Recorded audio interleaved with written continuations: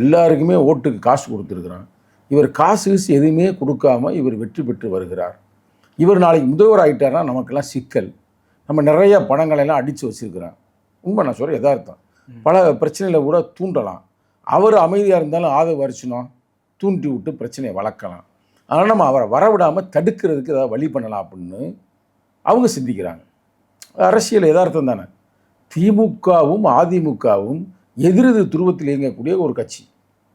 அவங்க ரெண்டும் கூட்டு சேர முயற்சித்திருக்கிறார்கள். ஆனால் தளபதி ஸ்டாலின் அதை ஏற்றுக்கொள்ளவில்லை. மற்ற இரண்டாம் கட்ட தலைவர்கள் ஏற்றுக்கொண்டிருக்கிறார்கள். அதே மாதிரி எங்கள் கட்சியில் இருக்கிற இரண்டாம் கட்ட தலைவர்கள் அவங்களும் திமுகவுடைய இரண்டாம் கட்ட தலைவர்களும் அதிமுகவில் இருக்கிற இரண்டாம் கட்ட தலைவர்களும் ஆசைப்பட்டு இருக்கிறார்கள். அப்போ எங்கள் தலைவர்கிட்ட வந்து சொல்கிறாங்க இது மாதிரி. அப்போ எங்கள் தலைவர் தெளிவாக சொல்லிட்டார், எந்த குழப்பமும் இல்லாமல் கம்யூனிஸ்ட் கட்சிகள், இந்திய கம்யூனிஸ்ட், மார்க்சிஸ்ட் கம்யூனிஸ்ட் என்ன முடிவு எடுக்கிறதோ அந்த முடிவை நாங்கள் எடுப்போம்.